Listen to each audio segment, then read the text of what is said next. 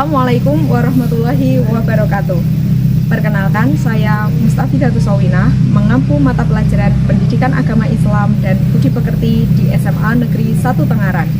Saat ini saya melaksanakan PPL 1 dari LPTK UIN Wali Songo Semarang, PPG dalam jabatan tahun 2022. Assalamualaikum warahmatullahi wabarakatuh.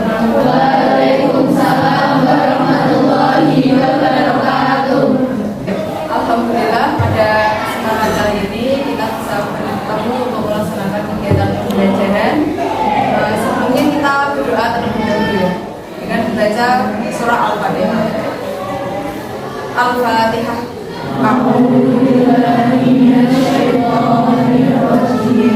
Bismillahirrahmanirrahim. Alhamdulillahirabbil alamin. Bagaimana kabar anak-anak semua? Ya, alhamdulillah kalian baik ya semuanya. Semoga selalu dalam keadaan sehat walafiat. Kita bisa melaksanakan kegiatan dengan sebaik-baiknya. Untuk pertemuan kali ini, sebelum guru menjelaskan beberapa hal yang berkaitan dengan pembelajaran kali ini, kita presentasi dulu ya. Adakah hari ini yang tidak masuk?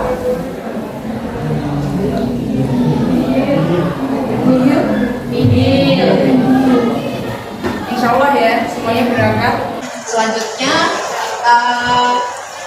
awali dengan membaca Quran surah Ali Imran ayat 137. Baca ta'awudz. A'udzubillahi minasyaitonir rajim.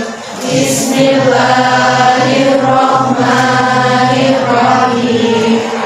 Qad khalat min qablikum sunanun fasiru fil ardi fanzuru kaifa kana aqibatul mukazzibin.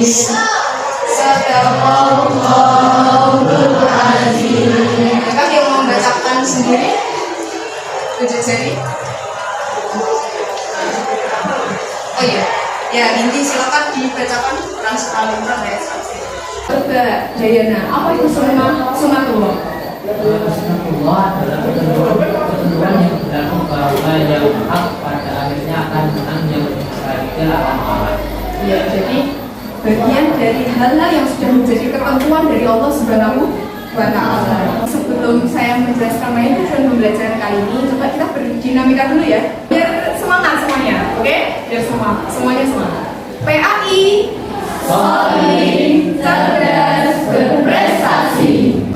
Hal-hal yang harus kita jadikan motivasi atau semangat untuk diri kita ya, bahwa di dalam setiap kegiatan kita, di dalam setiap aktivitas kita harus diawali dengan niat yang tulus, niat yang ikhlas, untuk kemudian kita sembari berharap hal-hal kebaikan yang akan kita hasilkan nanti setelah kita melakukan aktivitas tersebut.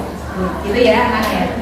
Baik, tujuan pembelajaran yang akan kita pelajari kali ini, bahwa materi yang akan kita pelajari itu tentang perkembangan Islam masa kejayaan. Kalian nanti juga akan menggunakan metode diskusi, ya. Kemudian dituangkan dalam mind map gitu atau peta konsep. Dengan metode tersebut kita akan mudah untuk apa? Untuk mempelajari lahirnya Islam dan munculnya peradaban baru yang pertama. Kemudian yang kedua kita akan menelaah periodisasi perkembangan Islam masa kejayaan atau perkembangan peradaban Islam masa kejayaan dengan benar. Kemudian yang ketiga mengelompokkan faktor-faktor perkembangan peradaban Islam pada masa kejayaan. Gitu ya. Itu tujuan kita pelajari. Selain itu bagian dari menimba karakter kita, bagian dari memperdalam karakter kita, bahwa ketika kita mempelajari sejarah kita akan memiliki keluhuran budi, kita akan kokoh pendirian. Oh ternyata sebagai orang Islam itu harus memiliki keteguhan, gitu ya. Kemudian memberi rasa aman, tawakal, toleransi sebagai implementasi pemahaman tentang perkembangan Islam masa kejayaan. Nah, sebelum kita masuk ke materi, coba kita simak video berikut ya. Nah,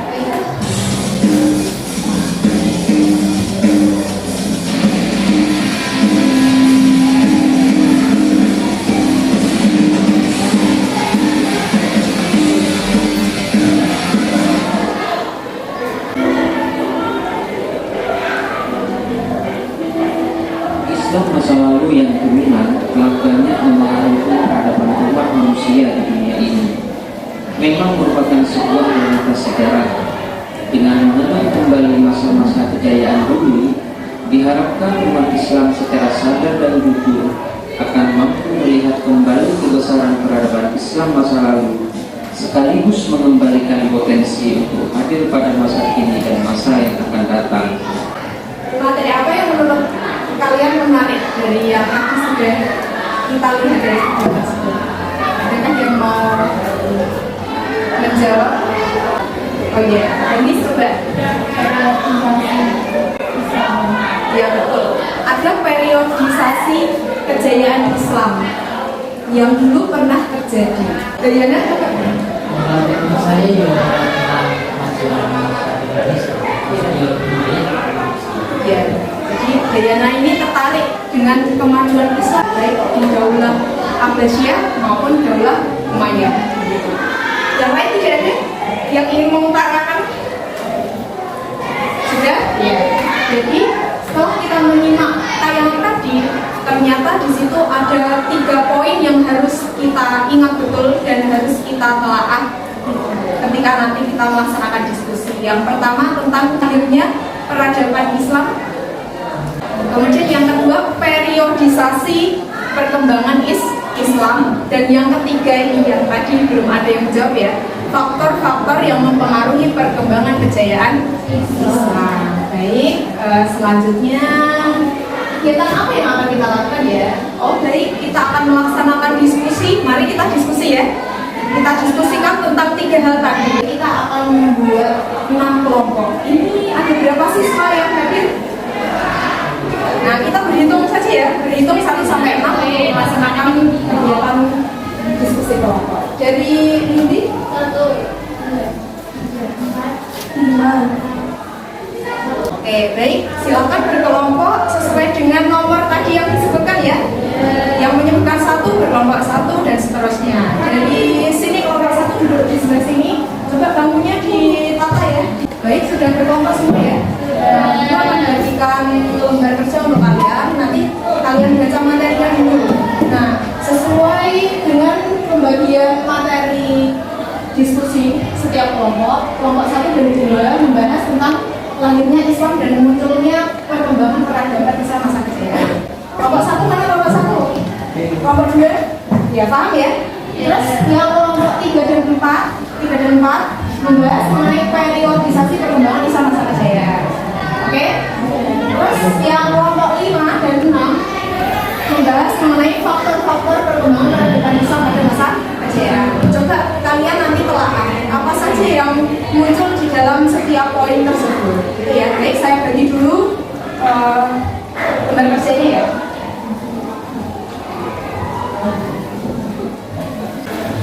Apa yang kalian lakukan setelah kalian melaksanakan diskusi, yaitu menuangkan hasil diskusi kalian dalam mind mapping atau peta konsep. Nah, setelah itu ketika nanti kalian sudah selesai mengerjakannya, kalian akan melaksanakan presentasi. Gitu ya.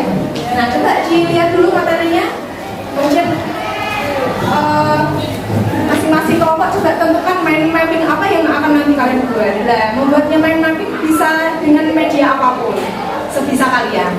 Ada yang bisa Canva, bisa pakai Canva. Ada yang menggunakan media-media yang lain, boleh. Bagaimana diskusinya? Sudah ada hasil? Sudah ya? Oke, sudah dipelajari semuanya ya tentang materi tersebut. Baik, karena sudah, coba nanti perwakilan dari kelompok yang saya tunjuk untuk melaksanakan presentasi. Gitu ya? Saya lihat dulu ya, kelompok berapa yang sudah mengirimkan? Ya, oke. Ini sudah terlihat kelompok 1 yang mengirimkan. Nah, maka kelompok 1 yang akan melaksanakan presentasi hasil dari diskusi yang sudah dilakukan. Nah, baik, silakan kelompok 1 untuk mempersiapkan diri melaksanakan presentasi. Ini hasil dari karya kelompok 1. Silakan maju ke depan. Ya, teman-teman yang lain mohon disimak presentasi dari kelompok 1. Assalamualaikum warahmatullahi wabarakatuh. Waalaikumsalam warahmatullahi wabarakatuh. dari kelompok 1 akan mempresentasikan mengenai lahirnya Islam dan munculnya peradaban baru. Sekian dari presentasi kami. Ada pertanyaan dari kelompok? Assalamualaikum warahmatullahi wabarakatuh. Waalaikumsalam warahmatullahi wabarakatuh. Saya Nindya Hamdan Latifah dari kelompok 5 absen 24. Untuk pertanyaan saya, dalam puncak masa kejayaan Daulah Umayyah itu ada apa aja yang mencapai kejayaannya gitu? Kejayaan tersebut membawakan pesan-pesan keunggulan baik di keunggulan perkembangannya terjadi pada di bidang pendidikan, peribadatan, perekonomian, pertanian, kedokteran, dan lain-lainnya. Sekian dari presentasi kelompok 1. Jika ada salah kata mohon dimaafkan. Wassalamualaikum warahmatullahi wabarakatuh. Waalaikumsalam.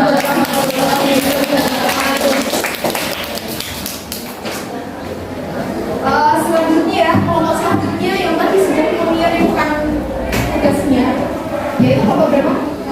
Kelompok 3. Ya, silakan kelompok 3 untuk melaksanakan presentasi masa depan. Assalamualaikum warahmatullahi wabarakatuh. Waalaikumsalam warahmatullahi wabarakatuh. Selamat pagi teman-teman. Pagi. Kami dari kelompok 3, perkenalkan nama saya Dinda Kirana. Jika sebelumnya tadi kelompok 1 sudah menyampaikan presentasi mengenai lahirnya Islam dan munculnya peradaban baru, maka perkenalkan kami dari kelompok 3 akan mempresentasikan hasil diskusi kami mengenai periodisasi perkembangan Islam pada masa kejayaan.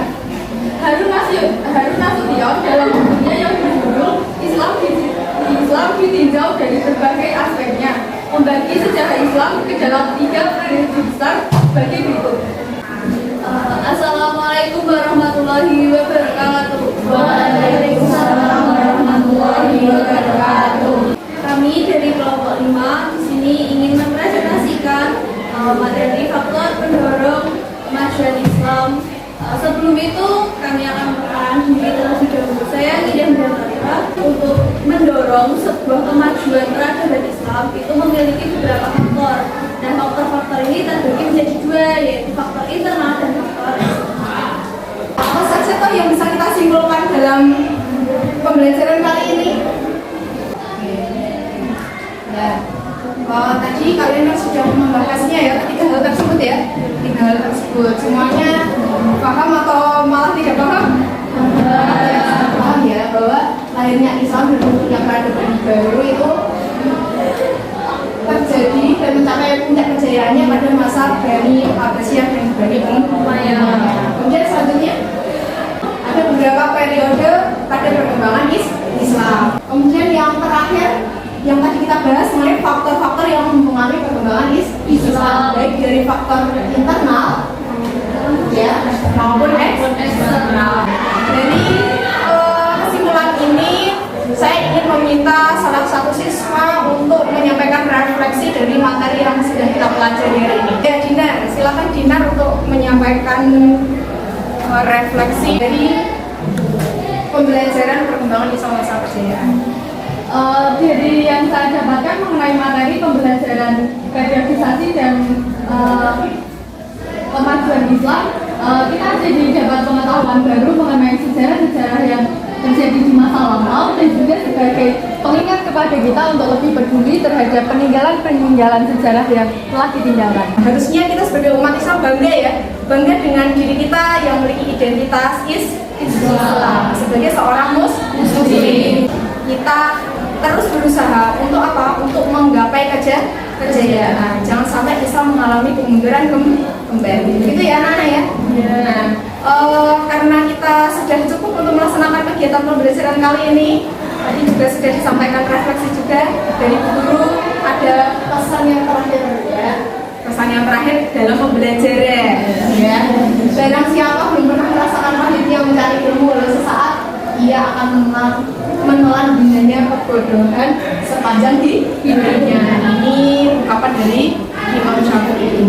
Ya, itu bagian dari pembelajaran kita untuk kita selalu merefleksi dan selalu motivasi diri, juga berusaha untuk mengembangkan kemampuan kita demi masa depan umat Islam yang lebih baik.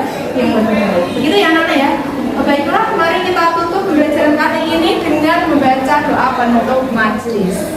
Bismillahirrahmanirrahim. Subhanakallahumma wa bihamdika asyhadu an la ilaha illa anta astaghfiruka wa atubu ilaik. Jadi saya kurang lebihnya mohon maaf. Wassalamualaikum warahmatullahi wabarakatuh. Waalaikumsalam warahmatullahi wabarakatuh.